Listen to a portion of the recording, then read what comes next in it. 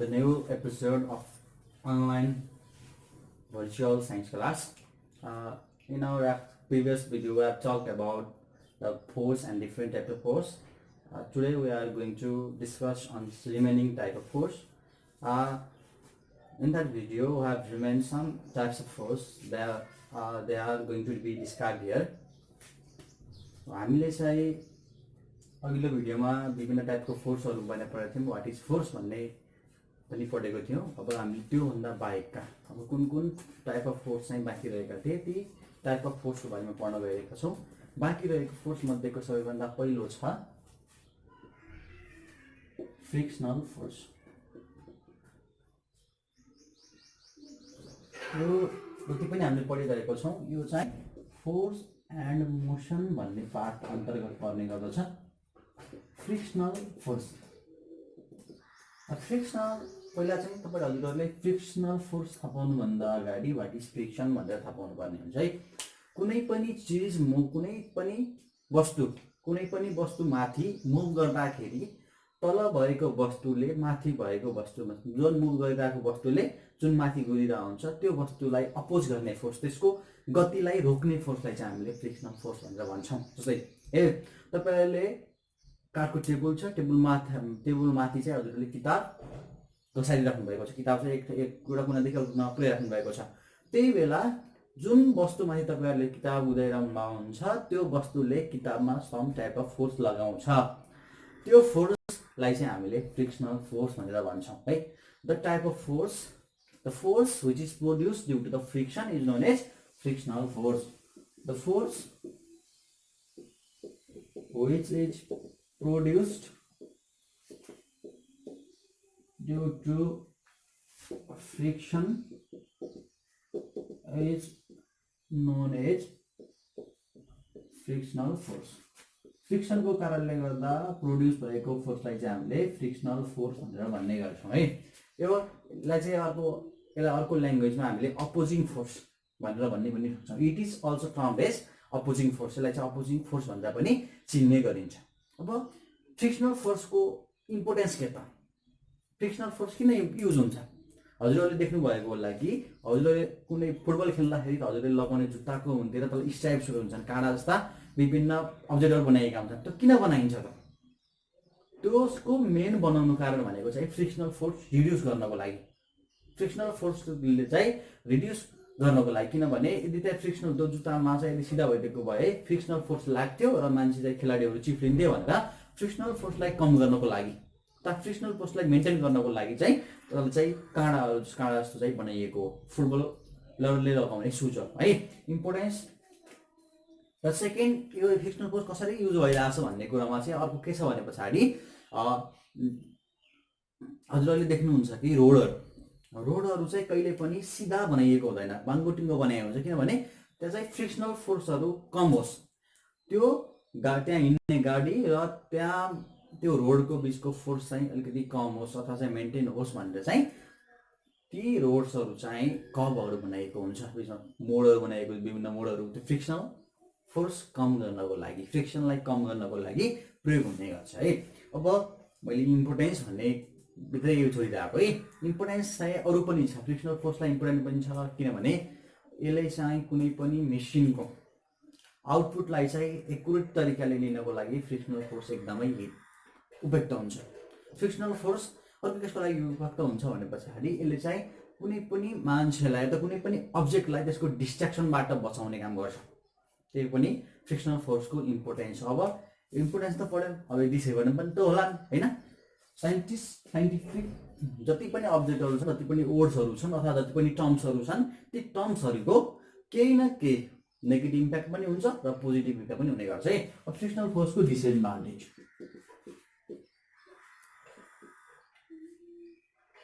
सबभन्दा पहिला it produce hit. Frictional फोर्सको कारणले गर्दा हिट प्रोड्युस हुन्छ भन्नुको अर्थ फ्रिक्सनल फोर्स तथा कुनै पनि अब्जेक्टमाथि कुनै वस्तु घसार्दाखेरि त्यहाँ चाहिँ हिट प्रोड्युस हुन्छ. त्यो हिटले यदि त्यो बडी लाइटर छ अथवा हिट रेजिस्टेन्स टाइपको छैन भने पछाडि त्यो बडीलाई पक्कै पनि असर गर्छ. जस्तै तपाईहरुले केही हिट रेजिस्टेन्स कम भएको भनेको हिट त्यो माथि चढिरहेको वस्तु अथवा त्यो कुनै गुडिरहेको वस्तुको जसले चाहिँ अलिकति स्मल एमाउन्ट अफ हिट पाउने बित्तिकै पग्लिने काम गर्छ भने त्यस्तो टाइप अफ बडीमा चाहिँ फ्रिक्सनल फोर्सले नेगेटिभ काम गर्ने भयो। अर्को सेकेन्ड छ इट रिड्युस इफिसियन्सी। फ्रिक्सनल फोर्सले कुनै पनि अब्जेक्टको इफिसियन्सी घटाउने काम गर्छ। इफिसियन्सी भन्दा मतलब कार्य सम्पादन क्षमता, काम चाँडो भ्याउने क्षमतालाई चाहिँ यसले अलिकति अपोज गरिदिन्छ अथवा मेसिनलाई 100% इफिसियन्ट बनाउन दिँदैन। चाहिँ तपाईँहरूले 6 क्लासमा पढ्नु भएको होला, नो मेसिन इज 100% इफिसियन्ट भनेर चाहिँ त्यहाँ लेखेको थियो एउटा टर्म छ। कुनै पनि मेसिन 100% इफिसियन्ट हुन्न भन्दा पनि त्यो भन्नुको अर्थ इनपुट वर्क तपाईँलाई इनपुट पावर जति दिनुहुन्छ अथवा इनपुट फोर्स जति दिनुहुन्छ त्यति आउटपुट फोर्स निक्लेर त्यसले काम गर्दैन भन्ने कुरा थियो नि। त्यो किन भएको भने पछाडि त्यो जुनसुकै मेसिनमा जुनसुकै अब्जेक्टमा चाहिँ फ्रिक्सनल फोर्स लागू हुन्छ, त्यहाँ फ्रिक्सनल फोर्स प्रोड्युस हुन्छ।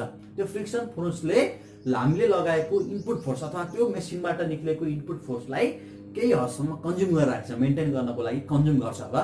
त्यही भएर नो मेसिन इज 100% इफिसियन्ट। त्यही भएर कुनै पनि मेसिनहरू 100% इफिसियन्ट हुँदैन।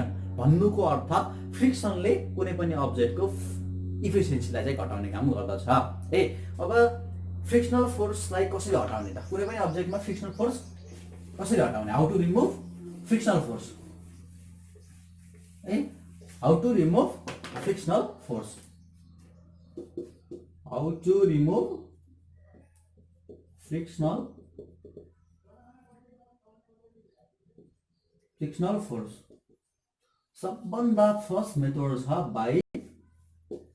By polishing. कुनै गुडिराख्ने अब्जेक्ट अथवा कुनै चाहिँ अब्जेक्टमा हजुरहरूले बाहिर त्यसलाई पोलिस राखिदिनु, कलर्सहरू पोलिस गर्नुभयो अथवा कुनै मेटेरियल्स पोलिस गर्नुभयो भने त्यसको फ्रिक्सनल फोर्स कम हुन्छ। तपाईँले विचार गर्नुभएको होला, जति कुनै तपाईँको भित्तामा कलर नलागेको भित्तामा तपाईँले एउटा कुनै वस्तु घसार्नुहोस् र कलर लगाएको ठाउँमा चाहिँ वस्तु घसार्नु, त्यसमा चाहिँ घसार्नु भयो भने तपाईँहरूले चाहिँ जुन भित्तामा कलर लगाएको हुन्छ त्यहाँ चाहिँ हिट कम प्रोड्युस भएको पाउनुहुन्छ र जुन ठाउँमा बढी कलर लगाएको हुँदैन त्यो ठाउँमा चाहिँ बढी हिट प्रोड्युस भएको पाउनुहुन्छ। त्यो भन्नुको अर्थ के हो भने पछाडि यदि पोलिस नगरेको चिजमा चाहिँ फ्रिक्सनल फोर्स बढी लाग्छ र पोलिस गरिसके पछाडि पोलिसिङले चाहिँ फ्रिक्सनल फोर्स घटाउने काम चाहिँ गर्दछ। अर्को सेकेन्ड छ बाई युजिङ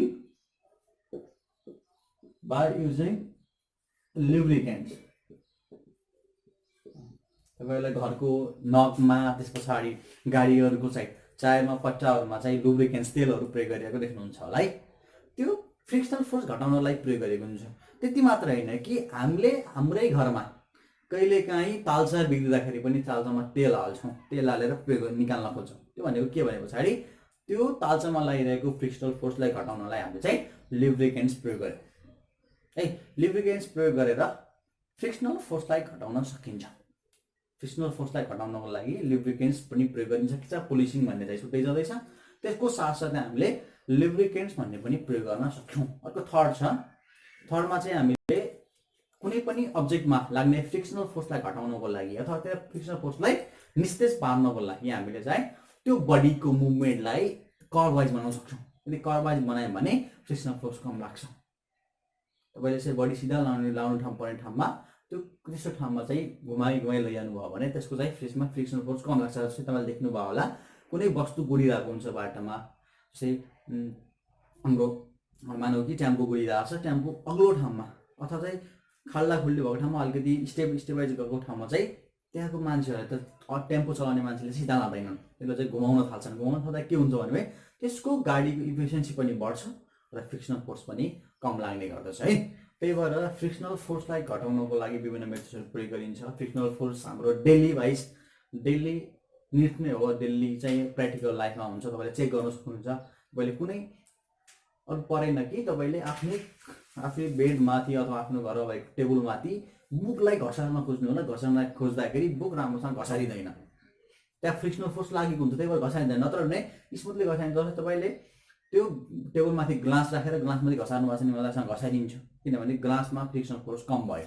त्यो फ्रिक्सनल फोर्स त्यो ग्लास र बुकमा प्रोड्युस भएको फ्रिक्सनल फोर्स कम भयो र चाहिँ त्यो खाली टेबल र त्यहाँमाथिको किताबमा चाहिँ body force frictional force produce भएको कारणले गर्दा एक ठाउँदेखि अर्को ठाउँमा स्मुथली जान चाहिँ सकेन है। अब नेक्स्ट टाइप अफ फोर्स छ electrostatic force.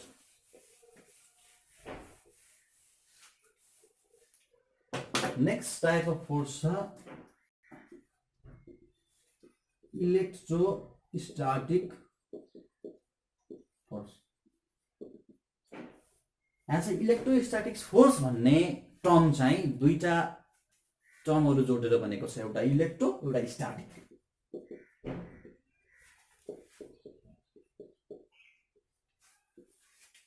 Electro means electrons, statics means gaining.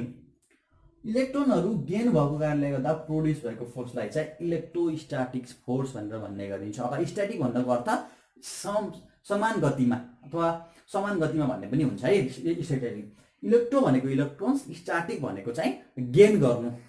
Electron gain गरेर बनेको फोर्स अथवा प्रोड्युस भएको फोर्सलाई चाहिँ हामीले इलेक्ट्रोस्ट्याटिक फोर्स भनेर चाहिँ भन्छौँ। अब यसको इक्जाम्पल दिनुपर्दा तपाईँहरूले कपाल आफ्नो कपाल कोर्नको लागि प्रयोग हुने काइयो प्रयोग गर्न सक्नुहुन्छ। त्यो काइयोमा तपाईँले काइयो घोटिराख्नुहोस्, कपालमा चाहिँ घोटिराख्नु होला अथवा पेन है, अरू काइयो छोडिदिनुहोस्, कममा पनि हुन्छ है।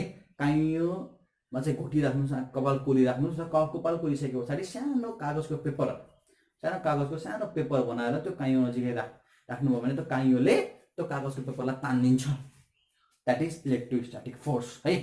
त्यो काइयोमा प्रोड्युस भएको फोर्सलाई चाहिँ हामीले इलेक्ट्रोस्ट्याटिक फोर्स भन्छौँ। जब हामीले चाहिँ काइयो चाहिँ हाम्रो कपालमा रब गरिरहेका हुन्छौँ भनेको घसाइरहेका हुन्छौँ, तब त्यो काइयोले सम इलेक्ट्रोन्सहरू कन्ज्युम गर्छ, आफूतिर गेन गर्छ र गेन गरेपछि त्यसमा चाहिँ इलेक्ट्रोस्ट्याटिक फोर्स चाहिँ प्रोड्युस हुन थाल्छ है। त्यो मात्र होइन, इक्जाम्पल तपाईँले आफ्नै पेनको इक्जाम्पल लिन सक्नुहुन्छ।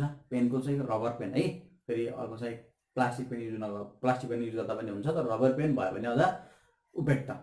रबर पेनलाई तपाईँले आफ्नो कपालमा चाहिँ रब गरिराख्नुहोस्, रब गरिसके पछाडि त्यसलाई ल्याएर सानो कागजको टुक्रामा लगेर नजिकै लगेर राखिदिनुहोस्। राखिसके पछाडि त्यो रबर पेनले त्यो कागजको टुक्रालाई आफूतिर तान्न खोज्छ, तान्छ।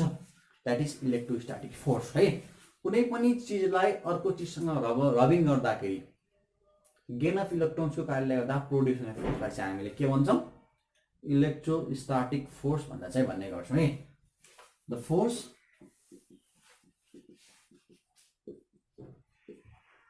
produced by a body due to gain of electrons was produced on a body due to gain of electrons because of rubbing with another. Because of rubbing with another is called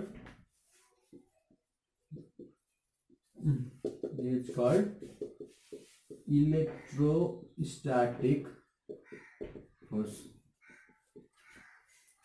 यस्तो टाइपको force जो चाहिँ electron gain भएको कारणले गर्दा produce भएको हुन्छ, जब चाहिँ त्यो चिजलाई अर्को चिजसँग अर्को बडीसँग हामीले रबिङ गर्छौँ, त्यसलाई चाहिँ घसार्ने गर्छौँ, तब प्रोड्युस भएको फोर्सलाई चाहिँ हामीले इलेक्ट्रोस्ट्याटिक फोर्स भनेर चाहिँ भन्ने गर्छौँ है।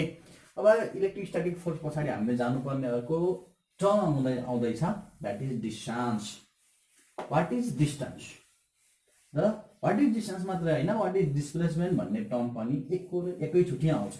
अब डिस्टेन्स र डिस्प्लेसमेन्ट बुझाउनको लागि हामीले एउटै टाइपको फिगर प्रयोग गर्नुपर्ने हुन्छ है। Distance and displacement. मानौ एउटा ठाउँकोदेखि अर्को ठाउँको डिस्टेन्स दिन्छ है। यो ठाउँदेखि यो ठाउँमा जानको लागि एउटा मात्रै बाटो छैन, तीनटा मेथडबाट जान पाइन्छ। मानौ कि यसरी गए पनि हुन्छ अथवा चाहिँ यसरी घुमी गए पनि हुन्छ है। ए भन्ने ठाउँ हो, यो चाहिँ बी भन्ने ठाउँ। एउटा चाहिँ सिधा जाने बाटो छ, एउटा माथि साइडबाट घुमाउरो छ, एउटा साइडबाट तल्लो साइडबाट घुमाउरो छ है। अब यो बुझ्नुहोस् कि डिस्टेन्स तीनटै डिस्टेन्स ट्राभल हो। यहाँदेखि यदि बीमा जाने भनेको तीनटैले डिस्टेन्स ट्राभल गर्छ, ट्राभल त गर्छ नि होइन। हामीले वाकिङ गर्दाखेरि समथिङ डिस्टेन्स ट्राभल गरेर भन्छ भन्छौँ। चाहे तपाईँ यहाँदेखि चियर नजिकै जानुहोस् अथवा चियरदेखि यहाँ हुनुहोस् डिस्टेन्स ट्राभल त हो नि भन्ने मतलब तपाईँहरू एक ठाउँदेखि आफू भएको पोइन्टदेखि अर्को पोइन्टसम्म ट्राभल जति डिस्टेन्स ट्राभल गर्नुहुन्छ जति ठाउँ चाहिँ जति किलोमिटर तपाईँले पार गर्नुहुन्छ अथवा जति मिटर पार गर्नुहुन्छ त्यो तपाईँको डिस्टेन्स हो। डिस्प्लेसमेन्ट भनेको के हो होला? डिस्प्लेसमेन्ट भनेको shortage distance between any two points है। म यहाँदेखि मेरो घरदेखि म घन्टाघर जानुपर्ने छ भने म यदि सिधा बाटो भएर घन्टाघर पुगेँ भने द्याट इज मेरो डिस्प्लेसमेन्ट है। यदि चाहिँ म सिधा बाटो गएन, म बाङ्गै पुरै माथि घुम्दै घुम्दै घुम्दै गएर माथि वनतिरबाट वनको फरेस्ट साइडबाट म चाहिँ घुमी घुमी घुमी गएँ भने that is my distance not displacement. मेरो त डिस्टेन्स हो त डिस्प्लेसमेन्ट होइन। यदि चाहिँ मैले सर्टेस्ट टाइम पिरियडमा यदि त्यो डिस्टेन्स कभर अप गर्छु अथवा त्यो चाहिँ त्यो जाने बाटो सिधा छ, त्यो दुईवटा पोइन्ट्सको बिचमा डिस्टेन्स जब म छोटो डिस्टेन्स हुने ठाउँबाट जान्छु भने छोटो हुन्छ भने त्यो मेरो डिस्प्लेसमेन्ट हो। यदि चाहिँ त्यो ठुलाम धेरै हुन्छ भने पछाडि त्यो मेरो डिस्टेन्स होइन डिस्प्लेसमेन्ट हो है। डिस्टेन्स भनेको चाहिँ the length covered by us है। हामीले चाहिँ कुनै चिजलाई पार गर्दाखेरि अथवा कुनै चिजलाई पार गर्दाखेरि डिस्टेन्स ट्राभलमा अथवा लेन्थ ट्राभल गरेकोलाई चाहिँ हामीले डिस्टेन्स भनेर भन्छौँ भने पछाडि डिस्प्लेसमेन्ट भनेको the shortest distance between any two points is known as displacement. यो एदेखि बीमा जाने यो सिधा बाटो छ, सिधा बाटो चाहिँ यो चाहिँ डिस्प्लेसमेन्ट हो, तर यो माथिको तल्लो बाटो चाहिँ डिस्टेन्स हो। तर डिस्प्लेसमेन्ट चाहिँ कदापि होइन है। ए र बीको फेरि डिस्टेन्स भन्न नमिल्ने भन्ने होइन, ए र बीको डिस्टेन्स भन्न मिल्छ, तर यो कन्डिसनमा यदि दुईवटा टर्म सँगै आयो भने पछाडि एदेखि बीसम्म जाने point that is displacement not distance. Distance होइन डिस्प्लेसमेन्ट मात्रै है। The shortest distance between any two points is called shortest distance between any two points is called displacement. भने पछाडि the length covered by a body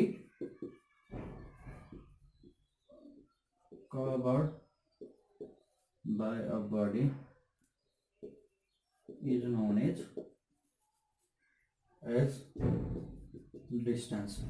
फेरि यहाँको यो cover भन्ने जुन टर्म प्रयोग गरेको छु यसको अर्थ कि यो चाहिँ कभर भनेको त्यसले चाहिँ ओगट्नु भन्ने चाहिँ होइन है। त्यसले कति डिस्टेन्स पार गर्यो त्यसलाई चाहिँ कभर भन्नु भने है।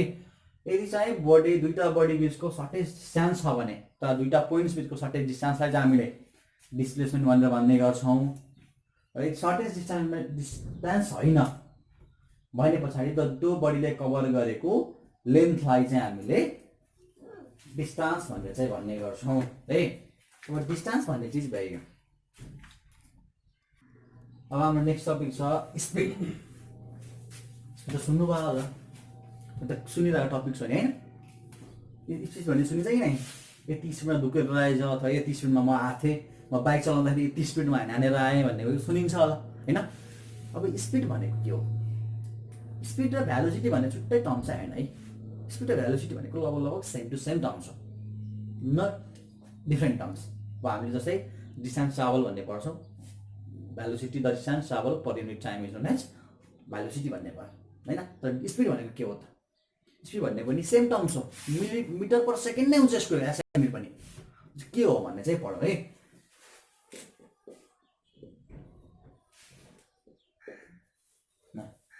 Speed. The distance traveled by a body per unit time is known as speed. Speed पनि सेम हो। बडीले कति डिस्टेन्स कभर गर्यो per unit time is known as distance भनेर स्पिड भनेर चाहिँ भन्ने गर्छौँ है। स्पिडको फर्मुला पनि S/T नै हो। S भनेको डिस्टेन्स ट्राभल, T भनेको टाइम।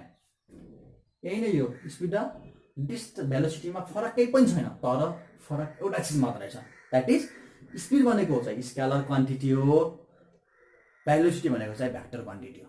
भनेको त स्पिडको चाहिँ भ्यालोसिटी निकाल्ने चाहिँ कुनै एउटा डिरेक्सन हुन्छ, तर स्पिड निकाल्ने डिरेक्सन हुँदैन। स्पिडमा not direction, it has only magnitude.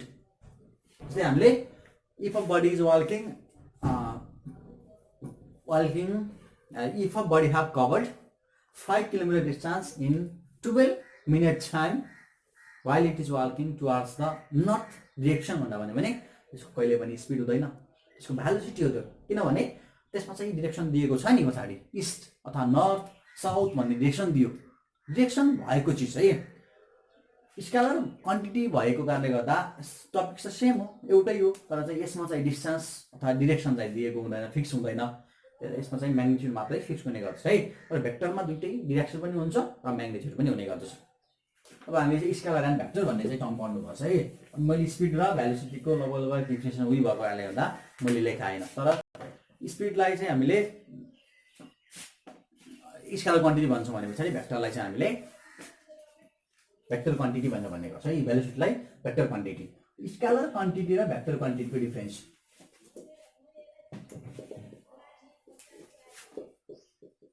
Vector क्वान्टिटीको डिफरेन्स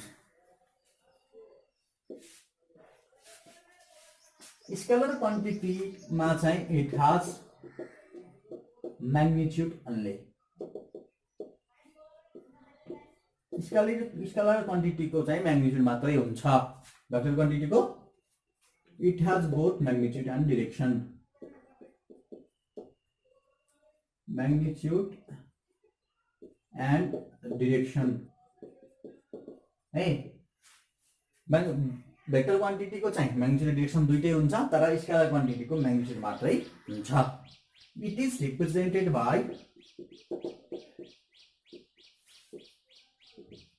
बाई क्यापिटल लेटरमा चाहिँ it is represented by capital letter A. भनेको ए मात्रै प्रयोग हुन्छ भन्ने छैन, एदेखि जेडसम्म जुनसुकै अल्फाबेट पनि राख्न सक्नुहुन्छ। तर भेक्टर क्वान्टिटीमा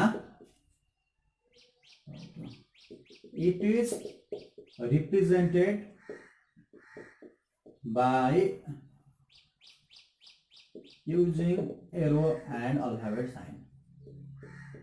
alphabet भन्नुको अर्थ दैट इज ए को माथि एरो देखाइने हुन्छ।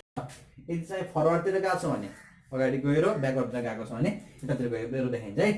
भेक्टर क्वान्टिटीलाई रिप्रेजेन्ट गर्ने बेला एलाई नै रिप्रेजेन्ट गर्नुपर्छ भन्ने छैन। एदेखि जेडसम्म जति जुनसुकै अल्फाबेटले रिप्रेजेन्ट गर्न सकिन्छ, पी आर एस टी जेठै लगायो भने केही फरक पर्दैन, तर चाहिँ माथि यो डिरेक्सन चाहिँ हुनु पर्यो भेक्टर क्वान्टिटीमा है।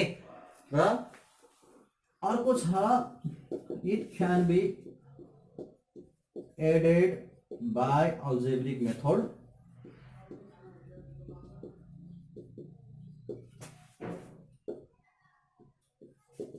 It should be added by using vector method। हामीले स्केलर क्वान्टिटीहरूलाई अल्जेब्रिक मेथड भनेको हामीले जस्तै ए प्लस बी गर्छौँ, 3 प्लस 4 गरेर आउँछौँ, 5 प्लस 6 एड गर्न सक्छौँ भने पछाडि हामीले भेक्टर क्वान्टिटीलाई एड गर्नको लागि भेक्टर मेथड प्रयोग गर्नुपर्छ है। ए को भेक्टर प्लस बी को भेक्टर भन्ने हुन्छ। भेक्टरका दुईटा पोइन्ट हुन सक्छन्, 3i + 4j अथवा 4i + 5j यस्तो टाइप गरेर चाहिँ हामीले एड गर्नुपर्ने हुन्छ है। अब इक्जाम्पल छ, इक्जाम्पल स्पिड भयो यसको र यसको चाहिँ स्पिड, यसको चाहिँ के भयो इक्जाम्पल भेलोसिटी। यो चाहिँ one of the important topics हो है। यो चाहिँ हजुरहरूलाई इक्जाममा आउन सक्छ। Right the difference between scalar and vector quantity. अब हामीले हाम्रो यो तहमा चाहिँ स्केलर र भेक्टर क्वान्टिटीको बारेमा विस्तृत अध्ययन गर्नुपर्ने आवश्यकता छैन। यसको बारेमा विस्तृत अध्ययन चाहिँ हामीले पछाडि गर्नेछौँ। यसमा चाहिँ इमेजिनेरी पोइन्ट्सहरू हुन्छन् है। यो डिरेक्सन दिँदाखेरि इमेजिनेरी पोइन्ट्सहरू हुन सक्छन्, जस्तै आई जे जेड यी जस्ता यस्ता इमेजिनेरी पोइन्ट्सहरू हुन सक्छन्। यहाँ चाहिँ बोथ एरो र अल्फाबेट प्रयोग हुन्छ, तर स्केलर क्वान्टिटीमा एरो र अल्फाबेट बोथ प्रयोग हुँदैन। आजको लागि चाहिँ हजुरलाई यति नै। अर्को हामी नेक्स्ट भिडियोमा हामीदा पछाडिका युनिट सहित विस्तृत रूपमा हुनेछौँ। त्यति दिनसम्मको लागि stay tuned. Bye for now.